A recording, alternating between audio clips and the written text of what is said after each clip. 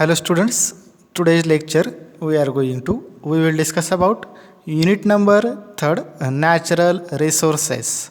Okay, environmental studies मध्ये हे 3 नंबरचे युनिट नॅचरल रिसोर्सेस म्हणजे नैसर्गिक स्रोत आपण त्याला म्हणतो. ओके, त्यामध्ये आता फर्स्ट नॅचरल रिसोर्सेस म्हणजेच काय? A source of supply or support generally held in a reserve in other words. Okay, म्हणजेच काय नॅचरल रिसोर्सेस किंवा नैसर्गिक स्रोत जे आहेत त्यांचा सपोर्ट आणि सप्लाय कसा आहे किंवा काय त्यांचं प्रोसेस आहे किंवा काय त्याचं ओरिजिन आहे, अरायझेशन आहे, स्टार्टिंग आहे. ओके, हे आपण नॅचरल रिसोर्सेसमध्ये मग त्याच्यामध्ये नंबर ऑफ नॅचरल रिसोर्सेस त्यांनी सांगितलेले आहे. आता फॉर एक्झाम्पल वॉटर रिसोर्सेस हा नॅचरल रिसोर्स आहे. त्यानंतर light resources, then soil land resources. Okay, त्यानंतर फॉरेस्ट्रेशन, डिफॉरेस्ट्रेशन हे जे पॉईंट किंवा हे जे कन्सेप्ट आहेत हे आपण या चॅप्टरमध्ये बघणार आहोत. त्यामध्ये next natural resources are the components of atmosphere, hydrosphere and lithosphere which can be drawn upon for supporting life. Okay, म्हणजे नॅचरल रिसोर्सेसमध्ये काय ॲटमॉस्फिअरमध्ये वेगवेगळे स्पिअर आहे. ओके, म्हणजेच वेगवेगळे काय ते लेअर क्रिएट झालेले आहेत. ओके, मग त्यामध्ये हायड्रोस्फिअर म्हणजेच काय हायड्रो मीन्स वॉटर. ओके, म्हणजे वॉटरची क्वांटिटी किती आहे या एन्व्हायरमेंटमध्ये. फॉर एक्झाम्पल अर्थच्या इंटरनल म्हणजे पृथ्वीच्या भूगर्भामध्ये किती वॉटर क्वांटिटी आहे किंवा पाण्याची पातळी कशी आहे. Okay, that is called the hydrosphere. Then lithosphere म्हणजेच काय सॉईलचा आणि एअरचा वरचा भाग. ओके, म्हणजे upper surface of this earth and air conditions. Okay, that is called as a lithosphere which can be drawn upon for supporting life. मग ते कसे जी living thing आहेत किंवा जे बायोटिक फॅक्टर्स आहेत त्या फॅक्टर्सला हे काय सपोर्ट करतात. Okay, then natural resources are classify into 2 groups. मग नॅचरल रिसोर्स आहे यांचं काय केलं 2 ग्रुप्समध्ये डिव्हायडेशन केले. फर्स्ट आहे inexhaustible and second is a exhaustible. Okay, the inexhaustible and exhaustible म्हणजे काय याचं परत काय केलं आहे पुढं. मग नॅचरल रिसोर्सेस तर आहेच पण renewable and non renewable sources. Okay, आता रिन्युएबल म्हटल्यानंतर त्याचं काय होणार, त्याचं कंटिन्युएशन सायकल फॉर्मेशन होणार. ओके, तसं नॉन रिन्युएबल सोर्स असेल तर त्याचं काय होणार नाही, परत फॉर्मेशन होणार नाही. That is called as a non renewable sources. Okay, suppose it is a natural resources tree diagram. Okay, मग त्यामध्ये आता आपण मागच्याच पेजवरती बघितलं inexhaustible and second is a exhaustible. Okay, मग इनएक्झॉस्टिबलमध्ये काय येतं आहे solar energy, wind power, rainfall, hydro power. Okay, हे काय रिन्युअल होणारे सोर्स आहेत. ओके, मग त्यामध्ये आता बघा एक्झॉस्टिबल नेक्स्ट टाईप एक्झॉस्टिबल. मग त्याच्या परत काय केले अगेन डिवायडेशन केले renewable sources or non renewable sources. मग रिन्युएबल सोर्सेस आहेत त्यामध्ये water, soil fertility, natural vegetation, wildlife, aquatic animals and humans. Okay, it is a renewable sources. आता ह्युमन जरी घेतलं तर ह्युमनचं काय होतं जनरेशन टू जनरेशन किंवा सर्व्हाईव्ह पर्पज प्ले करताच त्याच्यामध्ये काय होतं रिप्रोडक्शन होतं. Okay, that is a renewable sources. Then aquatic animals याचंसुद्धा काय होतं आहे रिप्रोडक्शन होत राहतं. देन वॉटरचं काय होतं ते सायकल कंटिन्यू होत राहते. फॉर एक्झाम्पल आता ह्या समर सीझनमध्ये जर हॉट कंडिशन आहे तर त्यामध्ये काय होतं वॉटरचं काय होतं इव्हॅपरेशन होतं आणि त्याचं इव्हॅपरेशन होऊन in winter season in rainy season त्यामध्ये काय होतं इन रेन फॉर्मेशनमध्ये ते वॉटर काय होतं इव्हॅपरेशन झालेलं वॉटर जे आहे समर कंडिशनमध्ये तेच रेनी सीझनमध्ये काय होतं इन वॉटर कंडिशन्स जमिनीवरती काय होतं पडतं. ओके, देन सॉईल फर्टिलिटी मग ज्यावेळेस वॉटरची अवेलेबिलिटी होती त्यावेळेस सॉईलची फर्टिलिटी जी आहे म्हणजे रिप्रोडक्शन करण्याची किंवा जी ॲक्सेप्ट करण्याची कॅपॅसिटी आहे जर्मिनेशन करण्याची कॅपॅसिटी ती काय होते हाय होते. देन नॅचरल व्हेजिटेशन पाऊस पडल्यानंतर जमीन काय होणार ओली झाल्याच्या नंतर तिथून काय होणार नॅचरल व्हेजिटेशन म्हणजे new plant production plantlets grasses याचं काय होणार तिथं डेव्हलपमेंट होणार. देन वाईल्ड लाईफ मग जर नॅचरल व्हेजिटेशन झालं फॉरेस्ट डेव्हलप झाले तर त्याच्यामध्ये वाईल्ड लाईफ म्हणजे जे ॲनिमल्स आहेत. ओके, जे ॲनिमल्स किंवा मग अदर जे प्लांट्स असतील हायर प्लांट्स यांचं काय होतं डेव्हलपमेंट होतं. That is called as a wildlife. अँड वॉटरचं जर अवेलेबिलिटी झाली नंबर ऑफ किंवा अनलिमिटेड अवेलेबिलिटी झाली तर सी किंवा मग पॉन्ड्स डिचेस तळं किंवा विहीर आपण जे म्हणतो त्याच्यामध्ये रिव्हर्स म्हणजे नद्या याच्यामध्ये काय होतं ॲक्वॅटिक ॲनिमल्स किंवा ॲक्वॅटिक प्लांट्स याचं काय होतं डेव्हलपमेंट होतं. म्हणजे याचं काय झालं हे renewable sources. Then non renewable sources, biological species and minerals. आता बायोलॉजिकल स्पेसीज जे आहेत म्हणजेच काय, जे बायोलॉजिकल स्पेसीज म्हणजे जे आता सध्या नामशेष होत गेलेले आहे, त्याचा परत काय रिन्युएशन नाही. ओके. Then and minerals. आता मिनरल्स फॉर एक्झाम्पल जे आपण मिनरल्स यूज करतो किंवा सॉईलमध्ये जे मिनरल्स आहेत, ओके, ते काय होतात, जर त्याची डेव्हलपमेंट झाली किंवा सॉईलला त्याची फर्टिलिटी इम्प्रूव्ह करता आली किंवा ती इम्प्रूव्ह झाली तरच ते काय होतात, इम्प्रूव्ह होतात किंवा त्याचं रिन्युएशन होतं, नाहीतर त्याचं रिन्युएशन होत नाही, म्हणजे रिन्युएबल नाही होत. Okay, that is a non renewable sources. The next point, first resource काय आहे, land resource. Okay, land resource म्हणजेच काय, सॉईल रिसोर्स आपण त्याला म्हणतो. ओके, त्यामध्ये first the fertile surface layer of earth capable of supporting plant life, that is called as a soil. Okay, म्हणजे अर्थ सरफेसवरचा सगळ्यात वरचा अप्पर लेअर जो आहे तो काय करतो, प्लांट बॉडीला किंवा जे लिव्हिंग थिंग्स आहेत त्या लिव्हिंग थिंग्सला काय करतो, सपोर्ट करतो. ओके, त्यांचे डेव्हलपमेंट करण्यासाठी सपोर्ट करतो, म्हणून त्याला सॉईल असं म्हटलेलं आहे. Then the study of soil called as a pedology. मग त्या सॉईलचा स्टडी करणं, फॉर एक्झाम्पल आपण त्याला माती म्हणतो. ओके, त्या सॉईलचा स्टडी करणं, that is called as a pedology. In Greek words pedion means ground and logos means study, ground study. Okay, म्हणजे त्या सॉईलचा जो अप्पर सरफेस असेल अर्थचा त्याचा स्टडी करणे, that is called as a पेडॉलॉजी.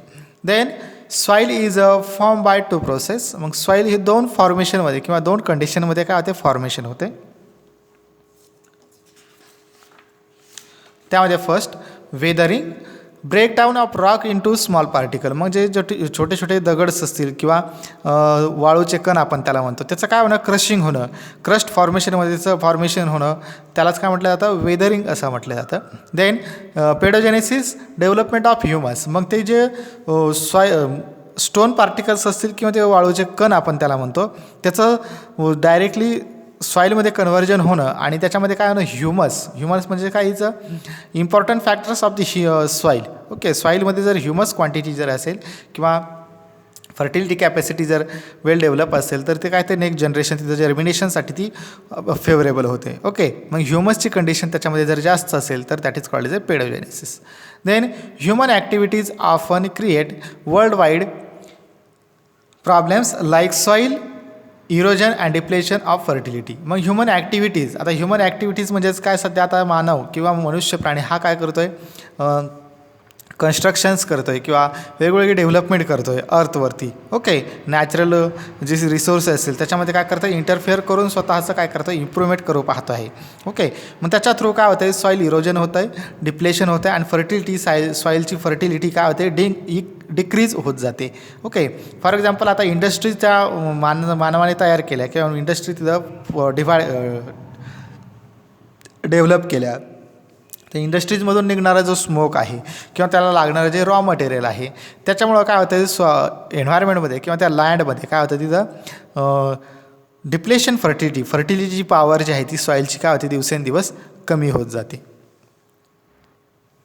The next point, land degradation. A number of factors are responsible for the degradation of land. मग त्याच्यावरती number of factors काय करतात, अफेक्ट करतात किंवा नंबर ऑफ फॅक्टर त्याला रिस्पॉन्सिबल आहेत कशासाठी, ती सॉईलचं डिग्रेडेशन म्हणजेच काय, सॉईलची फर्टिलिटी डिक्रीज करण्यासाठी. Okay, then this includes soil erosion, water logging, desertification and various activities of human. Okay, म्हणजे त्याच्यामध्ये सॉईल इरोजन होतं, म्हणजे सॉईलची धूळ आपण त्याला म्हणतो. ओके, तिचं काय म्हणजे इरोजन होणं. Then water logging, then desertification म्हणजेच काय, जर आपण वॉटर क्वांटिटी फॉर एक्झाम्पल सॉईलमध्ये वॉटर क्वांटिटी नसेल, डेफिशियन्सी ऑफ वॉटर कंडिशन असेल, that is called as a desertification आपण त्याला म्हणतो. ओके, आणि व्हेरियस ॲक्टिव्हिटीज ऑफ ह्युमन. मग आत्ताच मी तुम्हाला सांगितलं वेगवेगळे कन्स्ट्रक्शन ह्युमन करत आहे, त्यानंतर डेव्हलपमेंट करत आहे, त्यामुळं काय होतं, सॉईल जी आहे सॉईलवरती काय होतं, डिप्लेशन ऑफ फर्टिलिटी हा कन्सेप्ट काय होतं, तिथं अप्लाय होत आहे. Then soil degradation is a real cause of alarm because soil formation is a very slow process and annual degradation rate is a many time more than its renewal. Okay, म्हणजेच काय, soil formation होण्याची ही जी capacity आहे किंवा ही जी process आहे, it is a low process. Okay, it is a slow process आहे. Soil formation होण्याची it is a slow process. आपण soil degradation होण्याची जी प्रोसेस आहे ती त्याच्यापेक्षा फास्ट आहे. ओके, ॲन्युअली ती काय होते, इन्क्रीज होत जाते. पण सॉईल फॉर्मेशन किंवा सॉईल इरोजन ही प्रोसेस आहे, ही काय होते, ही लो आहे. ओके, ही त्याच्यामुळं सॉईलचं डिग्रेडेशन काय होतं, तिथं फास्ट होत आहे. The next point, soil erosion. Soil erosion म्हणजेच सॉईल किंवा मातीची काय होणे, धूळ ती काय होणे, with the help of wind one place to another place migration करणं. ओके, वाहून जाणं आपण त्याला म्हणतो. Then removal of top fertile layer of soil by water, wind and glaciers, soil erosion, that is called as a soil erosion. मग तिची सॉईलचा upper surface जो आहे, जो वेल फर्टाईल आहे, तो काय होणं, with the help of water and wind and glaciers याच्या हेल्पनं काय होणं, तो प्लेस आउट होणं, मायग्रेशन होणं. Then water generally occur near hills where high speed flooding removes top soil. Okay, मग वॉटर क्वांटिटी जी आहे की ती काय होते, टेकडीवरचं जे किंवा आपण त्याला फ्लडिंग ज्यावेळेस येतं, फ्लड म्हणजेच काय, तो पूर आपण त्याला म्हणतो. ओके, ज्यावेळेस येतं त्यावेळेस काय होतं, त्याची सॉईलचा अप्पर पार्टच असेल किंवा अर्थवरचा अप्पर पार्ट म्हणजेच काय, ती सॉईल लेअर जो असेल तो काय होतो, तिथं वाहून जातो, डायरेक्टली फ्लडिंग होतो. ओके, म्हणून त्यामुळं सुद्धा काय होतं, सॉईल इरोजन होतं. Then India experience flood almost every year due to destruction of forest in catchment areas. मग इंडियामध्ये वेल एक्सपिरियन्स आहे कशाचा, त्या फ्लडिंगचा. ओके, ज्यावेळेस फ्लड येतं, ज्यावेळेस फ्लडिंग कंडिशन क्रिएट होते, त्यावेळेस काय तर every year due to destruction. म्हणजे डिस्ट्रक्शन म्हणजेच काय, डिस्टर्बन्स होतो त्या तिथल्या डायव्हर्सिटीचा. Okay, of forest catchment areas. मग जिथे जिथे फॉरेस्ट आहे तिथे काय होत नाही, ते फ्लडिंग येत नाही. कारण का, फॉरेस्ट असतील तर ते काय करतं, वॉटर जे आहे याच्यामधलं सॉईलमध्ये अर्थमधलं जे वॉटर आहे ते काय करतात, ते ॲब्सॉर्ब करतात, जेणेकरून ती प्लॅन्ट काय होते, वेल डेव्हलप होते आणि तिथं सॉईल इरोजन काय होतं आहे, कंट्रोल केलं जातं. Then strong winds also erodes the soil and bring sand from desert to adjacent fertile land. म्हणजे स्ट्रॉंग वाइंड जो आहे, जर तिथं मोठमोठे झाडं असतील, हायर प्लांट्स असतील, फॉरेस्टमधून कधी धूळ किंवा फॉरेस्टमधून जर एक वाऱ्याचे झुळूक किंवा वाइंडचा फ्लो जर गेला तर तिथं काय होत नाही, सॉईल जे आहे ते काय होत नाही, मायग्रेट होत नाही. कारण का, ते प्लांट जे आहेत, हायर प्लांट्स, ते काय करतात, ते त्या वाइंडला तिथं येण्यासाठी काय करतात, इनहिबिट करतात, कंट्रोल करतात. ओके, त्यामुळे तिथं सॉईल इरोजन होण्याचा काय होत नाही, ते कन्सेप्ट कन्सेप्ट तिथं काय होत नाही, ॲप्लाय होत नाही. पण ज्या ठिकाणी ऑलरेडी प्लांट अवेलेबल नाहीत, मोकळी जागा आहे, ओके, तिथं काय होते, थोडं जरी वारा आला तर लगेच तिथून काय होते, धूळ उडते. ओके, म्हणजेच काय, तिथं प्लांट जे आहेत, ज्या हायर प्लांट्स असतील किंवा फॉरेस्ट, याचासुद्धा काय मेन रोल आहे सॉईल इरोजन कंट्रोल करण्यासाठी. The next point, erosion occurs in both wet and arid regions respective. मग इरोजन जे आहे याच्यामध्ये wet region and arid region म्हणजेच काय, मॉइश्चर कंडिशन किंवा मॉइश्चर प्लेस असेल तिथंसुद्धा काय होतं, सॉईल इरोजन होतं. एरिड रिजन असेल तिथंसुद्धा, म्हणजे मोकळा भाग जर असेल, मोकळी सॉईल असेल, तिथंसुद्धा काय होतं आहे, सॉईलचं इरोजन होतं. आता वेट रिजनला कसं होत असेल, जर फ्लडिंग आलं, ओके, म्हणजे फ्लड आलं किंवा पाण्याचा जास्तीत जास्त फ्लो आला तर त्याच्या थ्रू काय होतं आहे, सॉईल तिथं वरचा अर्थ सरफेसचा अप्पर लेअर जो आहे तो काय होतं, डायरेक्टली तिथं फ्लो होऊन जातो. Okay, then arid region with the help of wind through किंवा वाऱ्याच्या झोताने किंवा वाऱ्याच्या फ्लोने ते काय होतं आहे, ते सॉईलचा अप्पर पार्ट जो आहे तो काय होतं आहे, तिथं प्लेस टू अनदर प्लेस काय होतं, मायग्रेट होतो. Then whether it is a traditional agriculture. मग इट इज अ ट्रॅडिशनल म्हणजे ते काय पूर्वीपासून ते चालत आलेलं आहे.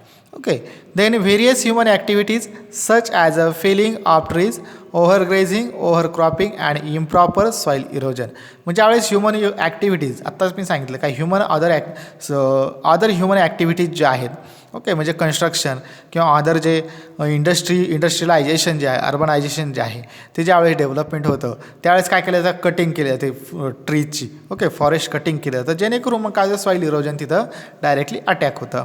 Then Soil erosion is a worldwide phenomenon but is especially high in Nepal, India, China, Spain, USA आणि Central Africa. It is a world wide phenomenon आहे. म्हणजे ते काय प्रत्येक देशामध्ये हे काय चालू आहे. ओके, पण जास्तीत जास्त कंडिशन सॉईल इरोजनची Nepal, India, China, Spain, USA आणि सेंट्रल आफ्रिका या प्लेसमध्ये किंवा या स्टेटमध्ये काय येतं आहे जास्तीत जास्त आढळून येतं आहे.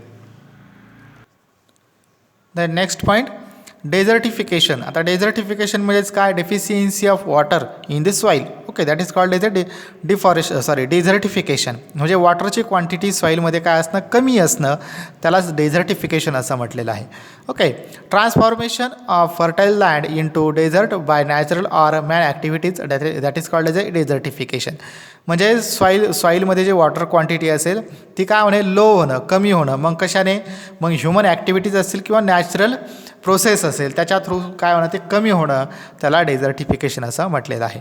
Then it can result from various causes such as a erosion, top soil shifting of overgrazing in lands sparsely covered by the grass. Okay, मग ज्या ठिकाणी काय होतं ओव्हरग्रेझिंग म्हणजेच काय ग्रेझिंग म्हणजेच काय जे जनावर आहेत गुरं आहेत ते काय करतात जे ग्रासेस आहेत ते काय करतात खाऊन टाकतात. खाल्ल्यानंतर तिथं काय होतं मोकळी जागा होते. म्हणजे ती सॉईल तिथे काय होते ती मोकळी होते. म्हणून तिथं काय होते ती जागा मोकळी झाल्यानंतर ते प्लॅन्ट लेट तिथून निघून गेल्यानंतर ते ग्रास म्हणजे ते गवत खाल्ल्यानंतर जी जागा मोकळी होते त्या जागेतली जी सॉईल असेल ती सॉईल काय होते with the help of wind through काय होते place to another place migration करते. ओके, म्हणजे तिथं सुद्धा काय झालं सॉईलचं इरोजन झालं. देन मग result various causes such as erosion top soil म्हणजेच काय ती जे ग्रासेस असतील ते जर तिथे डिस्ट्रॉय झाले डॅमेज झाले तर तिथून काय होते सॉईल पार्टिकल्स काय होतात one place to another place migration करतात. म्हणजे इथं सुद्धा काय झालं सॉईलचं इरोजन होतं. Then many deserts of the world have develop by the human activities. Main desert condition जे आहे ते ह्युमन ॲक्टिव्हिटीजने जास्तीत जास्त होते असं त्यांचं सांगणं आहे. म्हणजेच ह्युमन ॲक्टिव्हिटीज थ्रू काय होतं आहे मग इंडस्ट्रियलायझेशन जर केलं असेल किंवा अदर तुम्हाला अर्बनायझेशन जर करायचं असेल किंवा ह्युमन ॲक्टिव्हिटी ह्युमनने जर काही कन्सेप्ट तिथं मांडण्याचा प्रयत्न केला किंवा काही कन्स्ट्रक्शन तिथं मांडण्याचा प्रयत्न केला. फर्स्टली काय करतात ह्युमन तिथली जागा जी आहे ती काय करतात क्लिअर करून घेतात. म्हणजे तिचे जे प्लॅन्ट्स असतील काही अदर पार्टिकल्स असतील ऑब्जेक्ट असतील त्याला डायरेक्टली रिमूव्ह करतात आणि ती जागा जी आहे ती प्लेस जी आहे ती प्लेन करतात आणि तिथं काय करतात त्यांचं कन्स्ट्रक्शन किंवा त्यांचा जो कन्सेप्ट आहे तो मांडण्याचा प्रयत्न करतात जेणेकरून मग तिथलं काय होतं डेझर्टिफिकेशन कंडिशन्स तिथं अप्लाय होते. ओके.